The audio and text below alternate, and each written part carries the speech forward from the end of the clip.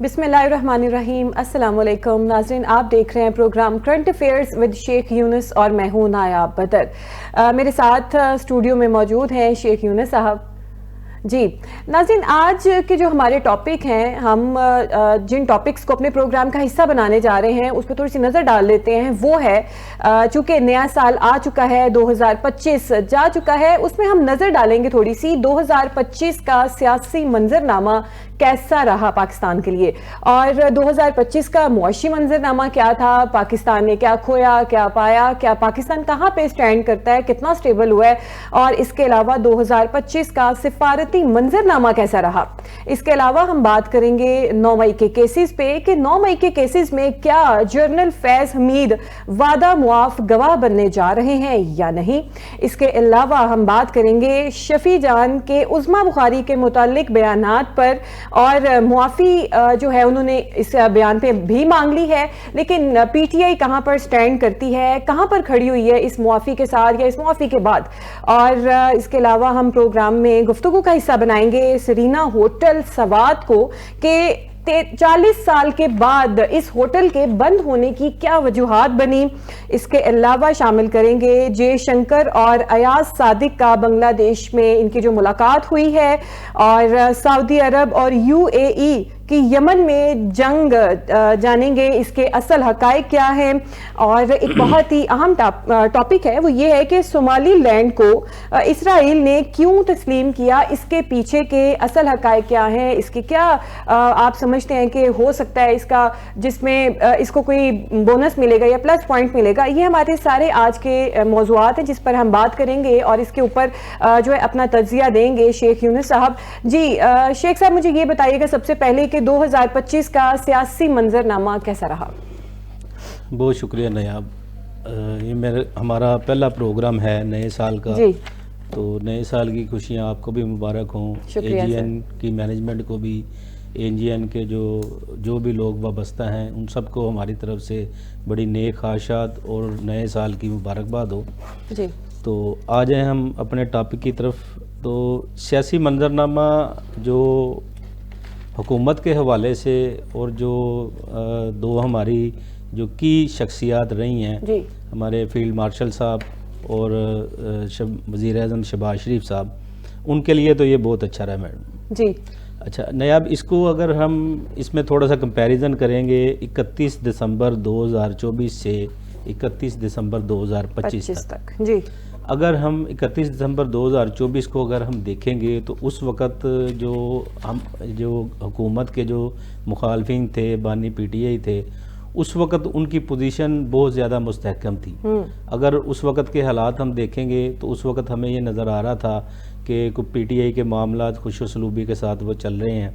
دسمبر میں کچھ بات چیت چل رہی تھی، اور یہ تاثر پایا جا رہا تھا ان دنوں میں کہ عمران خان صاحب رہا ہونے جا رہے ہیں، لیکن ایسا کچھ ہوا نہیں۔ کچھ جس طرح معاملات، جس طرف معاملات گئے، میرے خیال میں جو سیاسی جو ہمارا منظرنامہ ہے 31 دسمبر 2024 کا، اس میں جو ٹرننگ پوائنٹ جو رہا ہے نا، وہ ٹرننگ پوائنٹ رہا ہے ہمارا 8 سے 10 مئی کا، جس میں ہم نے بنیان المرصوص کے مارکے میں ہمیں انڈیا کو شکست دی، جی فتح حاصل کی۔ اس فتح کے بعد جو ہے نا، اس فتح کے بعد جو ہے نا، اس وکٹری کے بعد پاکستان کا سیاسی منظرنامہ ہر لحاظ سے تبدیل ہو گیا۔ سر پوری دنیا میں بہت اچھا نام پاکستان نے پورٹری کیا۔ جی اچھا، اس میں ہم دیکھیں گے کہ اس میں سیاسی طور پہ جو ہمارے فیلڈ مارشل صاحب ہیں، جو ہمارے وزیر اعظم صاحب ہیں، انہوں نے سیاسی طور پہ ہر محاذ پر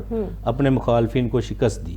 جی اب ہم سیاسی طور پہ جو مین چیز جو ہمیں نظر آئی، اگر 31 دسمبر 2025 سے پہلے ہم دیکھتے ہیں تو وہاں جو سیاسی طور پہ جو وزیر اعظم شہباز شریف صاحب تھے، وہ پیپلز پارٹی کے ووٹوں کے اوپر ڈیپینڈنٹ تھے۔ جی ان کے خلاف عدم اعتماد بھی آ سکتی تھی، وہ ان کے ووٹوں کے سہاروں پہ وہ چل رہے تھے، لیکن سیاسی طور پہ انہوں نے فتوحات حاصل کی۔ سیاسی طور پہ فتوحات حاصل کرنے کے بعد انہوں نے ایسی میجورٹی جو قومی اسمبلی میں حاصل کی کہ اب ان کے لیے پیپلز پارٹی کے ووٹوں کی ضرورت نہیں ہے.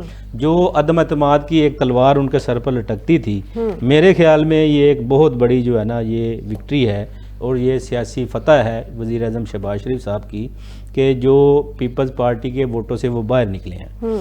اب اس معاملے کو ہم دوسری طرف لے کے جائیں کہ اس کے علاوہ جو سیاسی فتوحات ہوئی ہیں وہ کیا ہوئی ہیں.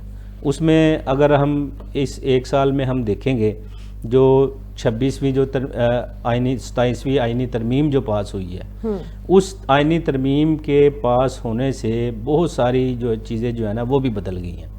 اور وہ فیلڈ مارشل صاحب کے ساتھ مل کے انہوں نے جس طرح 8 مئی کا جو مارکا لڑا بنیان المرصوص کا، اس کے ساتھ سیاسی فتوحات کے ساتھ ساتھ ان کو ہر لحاظ سے جو ہے نا سفارتی جگہ پہ بھی، معاشی جگہ پہ بھی، ہر جگہ پہ نا ان کو جو ہے نا وہ چیزیں جو ہے نا وہ سمجھے کہ فائدے ملے انہیں بہت زیادہ ہیں.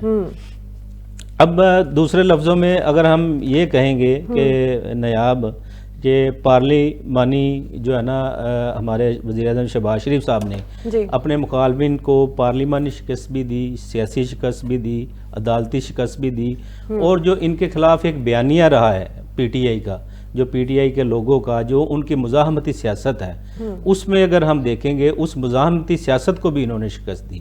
اور سب سے بڑی بات یہ رہی ہے، جو سب سے بڑی بہترین جو چیز رہی ہے، جو سب سے اچھی چیز رہی ہے، وہ یہ رہی ہے کہ پاکستان کی اسٹیبلشمنٹ اور پاکستان کی موجودہ حکومت یہ اس پورے دور میں ایک پیج پر آپ کو نظر آئی ہیں.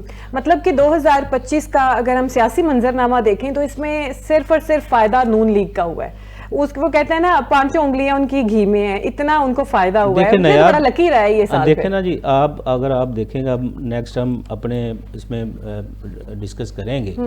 اب وہ انہوں نے اگر سیاسی فتوحات حاصل کی ہیں تو انہوں نے پاکستان کو ڈیلیور بھی کیا. آپ معاشی طور پہ مستحکم ہو رہے ہیں، آپ کا انٹرنیشنل لیول پہ سفارتی طور پہ آپ مضبوط ہو رہے ہیں، جس طرح آپ کو انٹرنیشنل لیول پہ پذیرائی مل رہی ہے. اب میں پاکستان کے اندرونی حالات کی بات نہیں کر رہا، میں اوورآل آپ کے ساتھ بات کر رہا ہوں. اگر آپ اس سال کو اگر پاکستان کو اس نظریے سے دیکھیں گے کہ پاکستان 31 دسمبر 2024 کو کہاں کھڑا ہوا تھا اور 31 دسمبر 2025 کو کہاں کھڑا ہے، اس میں آپ کو واضح فرق نظر آئے گا. دیکھیں وہ ایک جو سوشل میڈیا کا پراپوگنڈا ہے، جو مخالفین کا پراپوگنڈا ہے، جو اور چیزیں ہیں. اب آپ اگر اس کا کمپیریزن کریں آپ بانی پی ٹی آئی سے، ان کے سیاسی مخالف تو وہی ہیں نا. وہ 31 دسمبر 2024 کو کہاں کھڑے ہوئے تھے، 31 دسمبر 2025 کو کہاں کھڑے ہوئے ہیں. اب ان کو ہر محاذ پر اسٹیبلشمنٹ نے بھی اور حکومت نے بھی، پارلیمانی طور پہ بھی، سیاسی طور پہ بھی، عدالتی طور پہ بھی، اور ہر جگہ ان کو شکست ہوئی ہے. میرے خیال میں جو اس میں سب سے بڑی جو ڈیولپمنٹ ہے نا، جو پی ٹی آئی کا جو عدالتی دھڑا تھا، جو ان کے ایک عدالتی ایک ویپن کے طور پہ استعمال ہوتا تھا، جس طریقے سے حکومت نے، اسٹیبلشمنٹ نے اور نون لیگ کے لوگوں نے مل کے اس پی ٹی آئی کے عدالتی دھڑے کو ہر جگہ شکست دی ہے اور 27ویں آئینی ترمیم کو پاس کروایا ہے. میرے خیال میں جو سب سے بڑی ڈیولپمنٹ جو ہے نا وہ مجھے یہ نظر آتی ہے. جی اچھا سر، تو 2025 کا معاشی منظرنامہ کیسا تھا؟ پاکستان کی معیشت کتنی سٹرونگ ہوئی ہے، کتنی سٹیبلٹی آئی ہے؟ اچھا، اس میں یہ بھی بڑا اچھا آپ کا کویشچن ہے. 2025 تک جو ہے نا ہم 2026 میں اب داخل ہو چکے ہیں. تو آج بھی مقصد سال کے آخری دن میں بھی 10 روپے پر لیٹر جو ہے نا وہ پیٹرول کی قیمت سستا ہوا ہے، ڈیزل کی قیمتیں کم ہوئی ہیں. اور یہ جو آپ کے اعداد و شمار یہ بتا رہے ہیں، اعداد و شمار آپ کو یہ بتا رہے ہیں کہ آپ نے مہنگائی کی سطح کو کم کیا ہے. 5.3 بتا رہے ہیں وہ اس وقت جو ریشو چل رہی ہے، جو پچھلے سال کے جو مقابلے میں وہ کوئی زیادہ نہیں ہے، لیکن وہ بہتری کی طرف آ رہی ہے. آپ معاشی طور پہ دیکھیں گے، آپ نے آئی ایم ایف کی جو بھی انسٹالمنٹس تھی وہ آپ نے بروقت ادا کی. جو آئی ایم ایف کے ساتھ جو معاملات تھے وہ آپ کے بڑے خوش اسلوبی سے طے ہوئے. یہی اگر آپ پچھلے سال 1.5 سال پیچھے چلے جائیں گے، جس وقت وہ عمران خان صاحب تھے، اس وقت ہم کہاں کھڑے ہوئے تھے؟ اس وقت ہمیں لوگوں سے پیسے ادھار لے کر اپنے اس میں ریزرو میں رکھنے پڑے. اس وقت ہم ڈیفالٹ کے خطرے میں تھے. لیکن اب جو آپ کو کوئی ایسی صورتحال نظر نہیں آئے گی. معاشی طور پہ آپ کا جو وہ مارکا ہوا ہے جو بنیاد المرصوص کا، جس کی قیادت فیلڈ مارشل صاحب نے کی تھی، اور فیلڈ مارشل صاحب نے اس میں جس طریقے سے فتح حاصل کی، جس طریقے سے لوگ دنیا کے سامنے اپنا لوہا منوایا، جس طریقے سے لوگوں دنیا کے سامنے اپنی ساری چیزیں، اپنی ساری جو بھی صلاحیتیں تھیں وہ دنیا کے سامنے پیش کیں، اس کے فوراً بعد جو ہے نا دنیا کا نظریہ آپ کے لیے، آپ کے ملک کے لیے، فیلڈ مارشل صاحب کے لیے، وزیر اعظم کے لیے، پاکستان کے لوگوں کے لیے دنیا کا بالکل نظریہ چینج ہو گیا. اس کی مثالیں آپ کو جو ہے نا وہ یہ ملی ہیں کہ وہ معاشی طور پہ آپ نے لیبیا کے ساتھ ایک ایسی ڈیل کی ہے، $4.5 ارب کی ڈیل ہوئی ہے. وہ آپ معاشی طور پہ آپ مستحکم ہوئے ہیں. یہ مقصد ایک ایسی اچھی چیز ہے کہ جو ماضی میں ایسی چیز نہیں ہوئی. آذربائیجان کو آپ نے وہ اپنے JF-17 تھنڈر جو ہے نا وہ بیچنے کی آپ کی ڈیل میچور ہوئی ہے. اس کے علاوہ بہت سارے دنیا کے جو ممالک ہیں وہ آپ سے جو ہے نا آپ کے اسلحہ خریدنے کے لیے، آپ کے ساتھ جو ہے نا وہ کاروبار کرنے کے لیے، اور وہ یہ ساری چیزیں اس وقت ہوئی ہیں جس وقت یہ پاکستان کا امیج سامنے آیا ہے کہ پاکستان کوئی کمزور ملک نہیں ہے. پاکستان دفاعی طور پہ، اور جس طرح پاکستان نے کامیابی حاصل کی ہے، اس کامیابی کا جو ہونا آپ کہیں گے وہ سارا جو معاشی طور پہ بھی ہمیں وہ کچھ بہتری ہوئی ہے. اچھا، اس میں ایک اور بات میں آپ کو کہتا چلوں، ابھی جو معاشی جو بہتری ہو رہی ہے اس کا کوئی عام جو آدمی ہے، جو ایک عام لوگ ہیں، ان کی زندگی پہ ابھی اثر نہیں پڑا. لیکن جو ہماری پہلے 2024 میں پوزیشن تھی، 2024 سے پہلے پوزیشن تھی معاشی طور پہ، ہم دنیا کی طرف دیکھتے تھے، ہم ڈیفالٹ کے خطرے سے کے اوپر کھڑے ہوئے تھے، ہم ڈیفالٹ ہونے جا رہے تھے. اب وہ چیز ایسی کوئی نہیں ہے. اب آپ معاشی طور پہ آپ مستحکم کچھ ہو گئے ہیں، کچھ انشاءاللہ تعالی آنے والے دنوں میں. صحیح، یہی سوال میں آپ سے کرنا چاہوں گی کہ نو ڈاؤٹ کہ یہ بہت زبردست جس طریقے کی چیزیں ہو رہی ہیں، پاکستان جو ہے وہ اسٹرانگ ہو رہا ہے، نو ڈاؤٹ کہ ڈیفالٹ کی طرف جا رہا تھا. اب اس کو اس چیز کا خطرہ جو ہے نہیں ہے، یا آپ کہہ سکتے ہیں کہ کم ہو گیا ہے. لیکن یہاں پہ سوال ہے ایک عام عوام کا، ایک عام عوام کی دسترس سے جو اشیاء خورونوش ہے وہ بہت زیادہ دور ہے. اور ایک جو عام سا بندہ ہے، ہماری جو عوام ہے، اس کو صرف یہ ہوتا ہے کہ میں نے اگر کھانا کھا لیا ہے تو شکر الحمدللہ، میں اس چیز پہ راضی ہوں. اس کو اس چیز سے کوئی کنسرن نہیں ہے کہ اپر لیول پہ کیا ہو رہا ہے. تو دیکھنا تو عام عوام کے لیے چاہیے نا. ابھی جس طریقے سے سردی پڑ رہی ہے، لوگوں کے پاس ڈھنگ کی چیزیں نہیں ہیں کھانے کو، اور اتنے پیسے نہیں ہیں، مہنگائی بہت زیادہ ہو گئی ہے. تو پھر عام عوام جو ہے، جیسا کہ ہمارا یہ جمہوری ملک ہے، تو ہماری عوام کہاں سٹینڈ کرتی ہے؟ دیکھیں نیاب، ابھی جو میں نے آپ کو پہلے بھی ایکسپلین کیا ہے کہ ابھی جو ہمارے جو بہت سارے ایشوز تھے، جو مین ایشوز تھے، آپ تو ڈیفالٹ ہونے جا رہے تھے. اگر آپ خدا نہ خاصا آپ ڈیفالٹ ہو جاتے، وہ سری لنکا کا آپ نے حال دیکھا، وہاں لوگ بوریوں میں پیسے لے کے پھرتے تھے، ان کو جو ہے نا روٹی نہیں ملتی تھی. اور وہ یہ سارے معاملات جو ایک، اب میں اس کو اگزامپل آپ کو اس طرح دوں گا، ایک کینسر کا اگر مریض ہے، اس کو ڈسپلن کی گولی سے آرام نہیں آئے گا. یہ ہمارا جو ہے نا معاملہ جو ہے نا، آپ یہ دیکھیں جس وقت یہ وزیر اعظم شہباز شریف صاحب نے ٹیک اوور کیا، جس وقت فیلڈ مارشل صاحب نے ٹیک اوور کیا، اس وقت آپ کے پاس تنخواہوں کے پیسے نہیں تھے. آپ بڑی کریٹیکل کنڈیشن میں تھے، آپ ڈیفالٹ ہونے جا رہے تھے، اور آپ کو دنیا میں کسی بھی طرف کوئی بھی بندہ جو ہے نا آپ کے اعتماد نہیں کر رہا تھا. اب وہ اعتماد بحال ہوا ہے. اب لوگ دیکھیں $4.5 ارب کی ڈیل لیبیا سے ہوئی ہے، اور بھی لوگوں کے ساتھ جو ہے نا IMF نے آپ پہ اعتماد کا اظہار کر دیا ہے. پہلے بھی تو گورنمنٹ میں یہی لوگ تھے نا، اس میں تھوڑا ٹائم لگے گا، انشاءاللہ بہتری ہو جائے گی. اس میں تھوڑا ٹائم لگے گا. تو سر، سفارتی منظر نامے کے اوپر تھوڑی سی بات کریں تو ہمارا جو سفارتی مقام ہے وہ کیسا ہے؟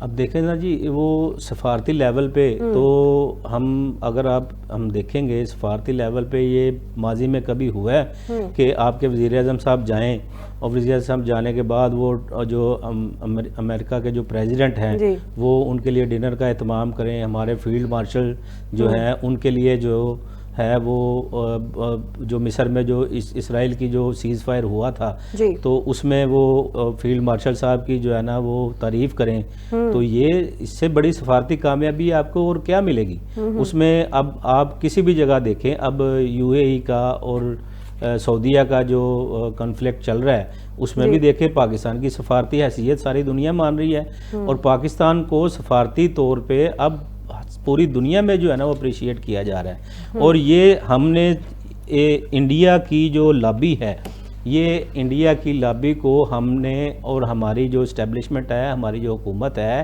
انہوں نے ہر محاذ پہ انڈیا کو شکست دی ہے. آپ وہ سفارتی دیکھ لیں, آپ وہ جنگ کا میدان دیکھ لیں, ان دو میدانوں میں تو آپ نے انڈیا کو سمجھے کہ بالکل وائٹ واش کر دیا ہے. اور یہ بھی سفارتی جو ہمارے جو تعلق جو چیزیں بہتر ہوئی ہیں وہ بھی میں آپ کو اسی طرف لے کے جاؤں گا. وہ بھی 8 اور 10 مئی میں جو ہم نے وہ جو جنگ جیتی ہے اس کے بعد جو ہے نا یہ چیزیں جو ہے نا دنیا کے سامنے آئی ہیں. اس کے بعد جو ہے نا آپ کو سفارتی طور پہ سفارتی طور پہ دوسرے ملک جو ہے نا آپ کی رسپیکٹ مزید کرنے لگے ہیں. اب یہ جو بھی دوسرے ہمارے جو بہن بھائی ہیں جو آؤٹ آف کنٹری رہ رہے ہیں وہ بھی اس بات کو ایکسیپٹ کر رہے ہیں کہ ان دنوں کے بعد 8 مئی اور 10 مئی کے بعد جو ہے نا ہمیں سفارتی طور پہ وہ مقام دیا جا رہا ہے جو اس سے پہلے نہیں دیا جا رہا تھا. تو میرے خیال میں تو اس وقت جو موجودہ صورتحال رہی ہے 2025 کی, وہ تو جو حکومت کے لیے اور ہماری جو اسٹیبلشمنٹ ہے اس کے لیے تو وہ بہت بہتر رہی ہے. انہوں نے تمام محاذوں کے اوپر اپنے جو مخالفین ہیں ان کو سیاسی, سفارتی, عدالتی اور جو ان کی مزاحمتی سیاست تھی ان ہر جگہ انہوں نے اس کو جو ہے نا شکست دی ہے. اس میں تو کوئی شبہ نہیں ہے کہ فیلڈ مارشل صاحب نے پاکستان کا جو نام ہے یہ بہت زبردست طریقے سے پوری دنیا میں جو ہے اس کو پورٹری کیا ہے, اسپیشلی بیان المرصوص مارکے کے بعد.